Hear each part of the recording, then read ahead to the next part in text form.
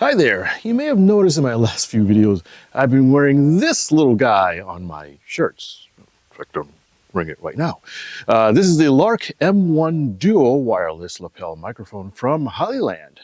It's a wireless lavalier microphone with a claimed range of over 600 feet and an 8-hour battery life. Plus, it has stereo capability. It was sent to me to take a look at, and now that I've had some time to put it to good use, let's take a closer look at it. The Lark M1 Duo comes in a compact but attractive box. But what's more attractive is the snazzy carrying case that's included.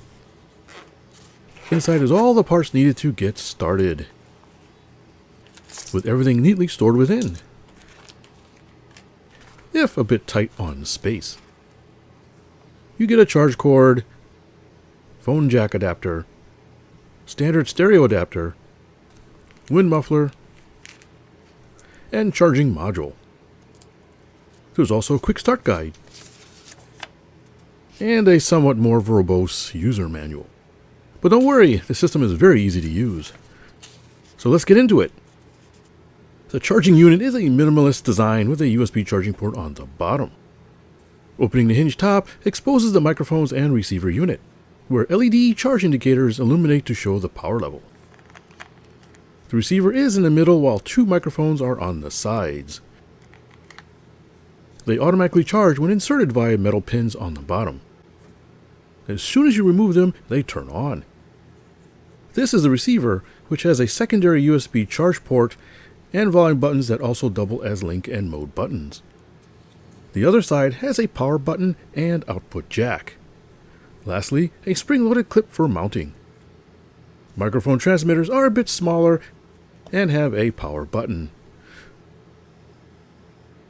along with a link and mode button, and of course, a spring clip. There are some protective coverings that must be removed from the top and bottom, which expose yet another USB charging port. There's no shortage of charging options with this thing. I like that the Hollyland includes a couple of wind mufflers, as most of my recording will be outside. For cell phones with a headphone jack, you get a 1/8 inch spring-loaded adapter cord.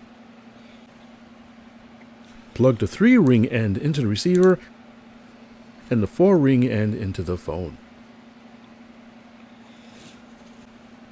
A double-ended 3-ring cable is used for generic devices,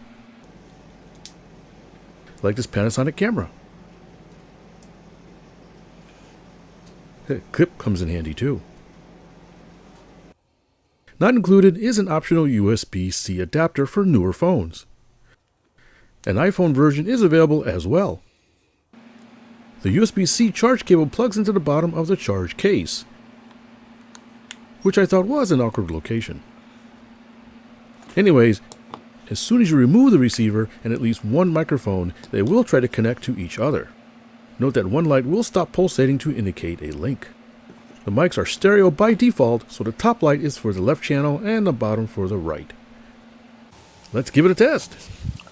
Left channel, left channel, left channel.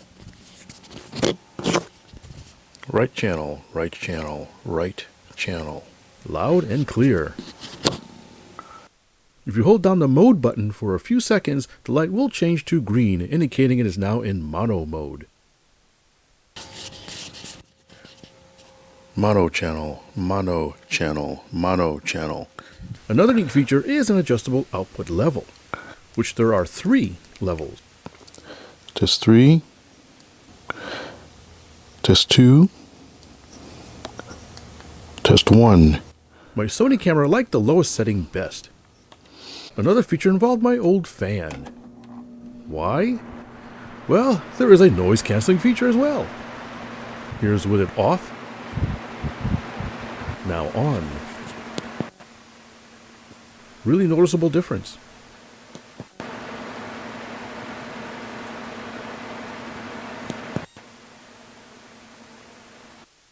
What I liked is that the Lark remembers the last mode it was set to after powering off. And the other mic will also mirror any mode changes. As for mounting, it just clips right on. So let's do some field tests. I thought I'd go out to my flying field to do a range test. Okay, so I decided to take the Hollyland out to this huge field. Actually, this is my flying field. So I figured it had enough open space so I can do a really good range check. Because I'm curious what kind of range I get on this thing. So right now I'm standing approximately 1 meter, maybe about 3 feet away from the camera. So I'm going to go walk that way and see how far I can get before the signal breaks up. Now I can't hear it live, so I'm going to stop periodically and do a check. And then after I do this, I can go back to recording and see how far I can go. So let's go. So I will go a little closer to the camera and consider this one pace, and I will count my paces. 2, 3, 4, 5, 6, 7, 8, 9, 10 paces. Test 1, 2, 3. 19, 20 paces. Test 1, 2, 3. 1. After about 50 feet, my body seemed to interfere with the signal. 3.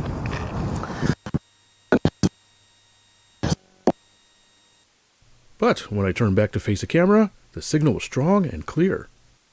1, 2, 3. Still got a blue light. I want to come back. See if the light changes. I got to 100 paces, which is pretty far.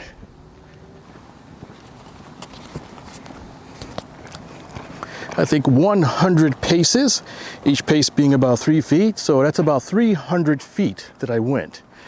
I forgot to look up the range I think these things are supposed to have, but that was pretty far away.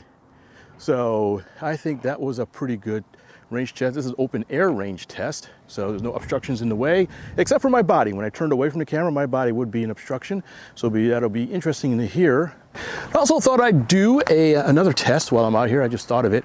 This is a pretty breezy day. Look at those flags. Good 15, 20 knot breeze. So I thought I'd let you hear what it sounds like with and without the little muffler that comes with. You see the little fluffy thing, little dead cat thing here? And so right now you can hear me with the muffler on. I'm going to pull it off. Let me see what you hear. Again, you can probably hear me very well. I can see the view meter running. But when we turn into the wind, here we go. Here's the wind. My back was to the wind, I just realized. So here's what it sounds like without the muffler.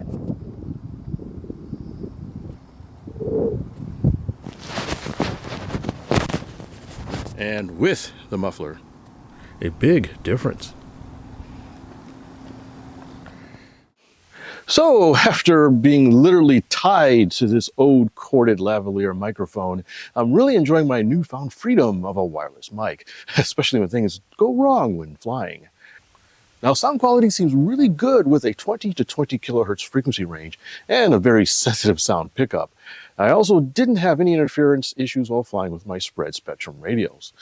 Range is really, really good as long as my meatbag body isn't in the way.